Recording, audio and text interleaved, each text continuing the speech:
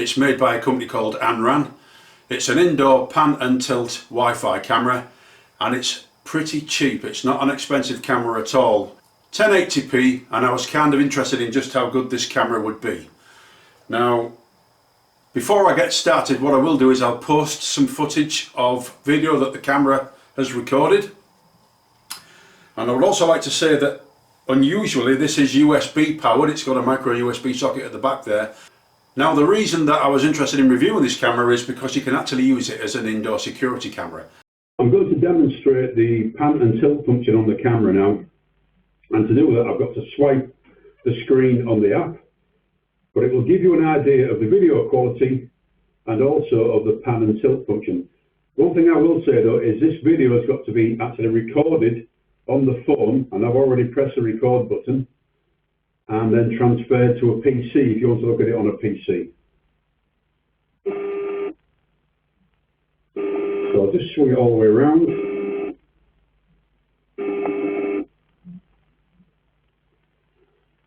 And then we'll go back the other way.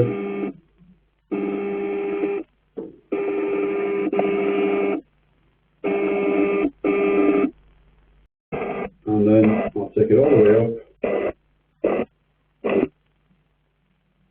That's as far up as it will go, and then I'll bring it back down to me.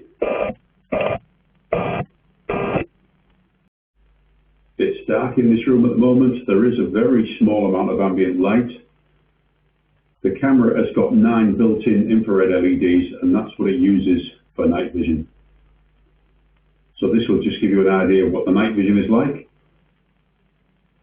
Those two clips were actually taken off the phone using the app. So I actually went onto the playback feature and recorded the playback that I wanted.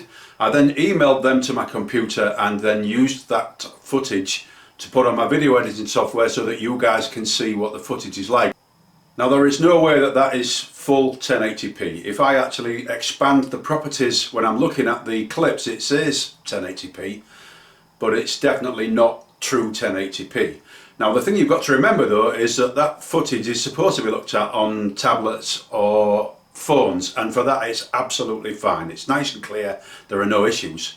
But when you play that on a big screen, it definitely is grainy and it's pixelated and it's not particularly brilliant. So you can make your own mind up what you think about those clips. This is just a quick look at the packaging. So inside the box we've got the camera.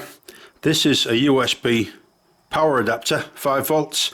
It's got a USB to micro USB cable, screws and roll plugs for fixing it, a set of instructions and a little support card there. It's fairly small and light, feels reasonably well made. This is a reset button and the micro SD card goes in there. Now it will take up to 128 gigabyte micro SD card. There is a microphone there. It's a 3.6mm lens. This is a light sensor. We've got speakers on either side of the camera, and then underneath there is a little tripod mount there which is quite handy. On the rear of the camera we've got the micro SD socket there. So to fit the SD card, tilt the camera back that way and then it goes in vertically downwards like so. The first thing we've got to do is install the app. There we go. So that's the app up and running. It says we've got to sign in. You enter your email address and they send you a verification code. You enter the verification code and then you actually need to select a password. See, we've got a red LED on there. Click on the plus sign on the top right hand side, which I've done. It's asked me for my region. So it says that it only supports 2.4 gigahertz Wi-Fi. So it then says you've got to press the reset button for about 2 to 3 seconds. You will hear the DD sound from the camera. Click next. I'll click on the camera thing there. Wire mode we don't want, we want the smart mode at the top. Plug in the camera and confirm that the camera indicator light is flashing red slowly. Well, it's there, and I don't know whether you can see that, but it is flashing red. And click next. Then we've got to enter the Wi-Fi password. So I shall do that. So once you've entered your Wi-Fi password, you've got to make sure that the volume is turned up on your phone. Camera ready. So it's found the camera. So that's the camera connected now, and as you can see, the app's got several options. Basically, if you just want to look at the image, you can open that up. You can pan and tilt the camera by using the touch screen on the phone. It actually looks like a very good image, but I'll know a little bit better when I've looked at the SD card if we do some recording. So that's the camera connected to the app. It wasn't easy, it was quite complicated actually, but if you just stick with it, you'll get there. It says you've got to format the SD card, so just go back into the main menu and there's a settings, memory card information and format memory card. Okay, so let's have a look at some more of the settings. We can actually turn on motion detection, so I'll do that, and then you can set alarm time and sensitivity. Well, I want it on the whole day.